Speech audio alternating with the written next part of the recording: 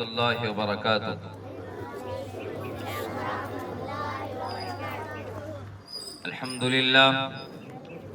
الحمد لله وكفى وسلام على عباده الذين اصطفى. أما بعد.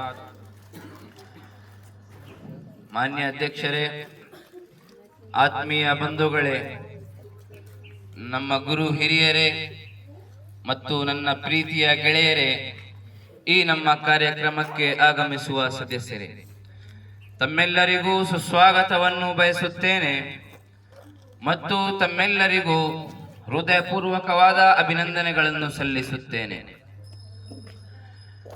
ದೇವರು ನಮಗೆ ಸುಖ ಶಾಂತಿ ಜೀವನ ಮತ್ತು ಹಲವಾರು ಇಂತಹ ಸಂತೋಷದ ಸಮಯಗಳು ಕೊಡಲಿ ಎಂದು ಪ್ರಾರ್ಥಿಸುತ್ತೇನೆ. ಮಾನ್ಯರೇ, ನಮಗೆ ಸ್ವಾತಂತ್ರ್ಯ ಸಿಕ್ಕಿದ್ದು 15 ಆಗಸ್ಟ್ 1947ರಂದು.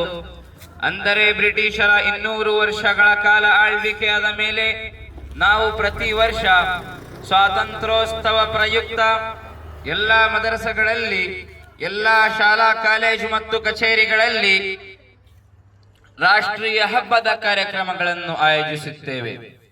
ಮಾನ್ಯರೇ, ಸ್ವಾತಂತ್ರ್ಯದ ವ್ಯಾಖ್ಯೆನೆಂದರೆ ನಿಮ್ಮ ಮನಸ್ಸಿಗೆ ಅನುಗುಣವಾಗಿ ಇತರರಿಗೆ ತೊಂದರೆಯಾಗುವುದಂತೆ ನಡೆದರೆ ಅದು ಸ್ವಾತಂತ್ರ್ಯ, ಅಡ್ಡಿಪಡಿಸಿದರೆ ಅದು ಅತಂತ್ರ.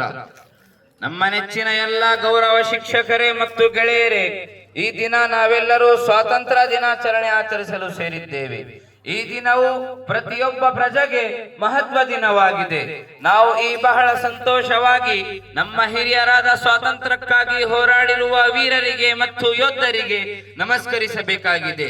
ಈ ದಿನವು ಮಹಾತ್ಮ ಗಾಂಧಿ, ಭಗತ್ ಸಿಂಗ್, ನೇತಾಜಿ ಸುಭಾಷ್ ಚಂದ್ರ ಬೋಸ್, ಚಂದ್ರಶೇಖರ್ ಆಜಾದ್, ಮೌಲಾನಾ ಅಬ್ದುಲ್ ಕಲಾಂ ಆಜಾದ್, ಸರ್ದಾರ್ ವಲ್ಲಭ ಭಾಯಿ ಪಟೇಲ್, ನವಾಬ್ ಹೈದರ್ ಅಲಿ ಖಾನ್, मैसूरी ना हुली, हजरत टिप्पू सुल्तान शहीद रहमतुल्लाह अलैह, अताउल्लाह शाह बुखारी रहमतुल्लाह अलैह, अनवर शाह कश्मीरी रहमतुल्लाह अलैह, शाह वलीउल्लाह मुहद्दिस दहलवी रहमतुल्लाह अलैह, मौलाना महमूदुल हसन रहमतुल्लाह अलैह, हाजी इमदादुल्लाह मुहाजिर मक्की रहमतुल्लाह अलैह, ಡಾಕ್ಟರ್ ಅಲ್ಲಾಮಾ ಇಕ್ಬಾಲ್ ಹಾಗೂ ಇವರನ್ನು ಬಿಟ್ಟು ಇನ್ನು ಅತ್ಯಂತರ ಎಲ್ಲ ಧರ್ಮಗಳ, ಮುಖ್ಯವಾಗಿ ಮುಸಲ್ಮಾನರು ಸ್ವಾತಂತ್ರ್ಯಕ್ಕಾಗಿ ಹೋರಾಟ ಮಾಡಿ ಇವತ್ತು ನಮಗೆ ನೆಮ್ಮದಿಯ, ಶಾಂತಿಯ, ಸುಖ ಜೀವನ ಸಿಕ್ಕಿದೆ.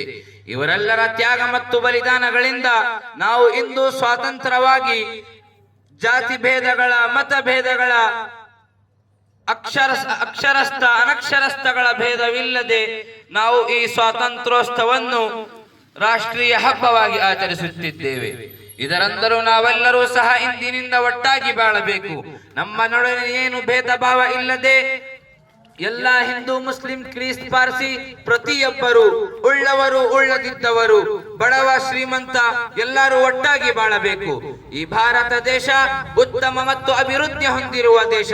ಇದನ್ನು ಕಾಪಾಡಲು ನಾವು ಯಾವಾಗಲೂ ಸಿದ್ಧರಾಗಿರಬೇಕು. ಸಮಯ ಬಂದಾಗ ನಮ್ಮ ಪ್ರಾಣ ಹೋದರೂ ಸಹ ನಾವು ತ್ಯಾಗವನ್ನು, ಸತ್ಯಾಗ್ರಹವನ್ನು ಮಾಡಬೇಕು. ಇದೇ ಈ ಸ್ವಾತಂತ್ರ್ಯ ದಿವಸದ ಸಾರಾಂಶವಿದೆ. ನನಗೆ ಇಷ್ಟು ಮಾತನಾಡಲು ಅವಕಾಶ ಕೊಟ್ಟ ನಿಮ್ಮೆಲ್ಲರಿಗೂ ಧನ್ಯವಾದ ಹೇಳುತ್ತಾ ನನ್ನ ಮಾತನ್ನು ಮುಗಿಸುತ್ತೇನೆ. ಜೈ ಹಿಂದ್, ಜೈ ಕರ್ನಾಟಕ. ಕೋಮಾ ತೌಫೀಕ್ ಇಲ್ಲಾ ಬಿಲ್ಲಾ.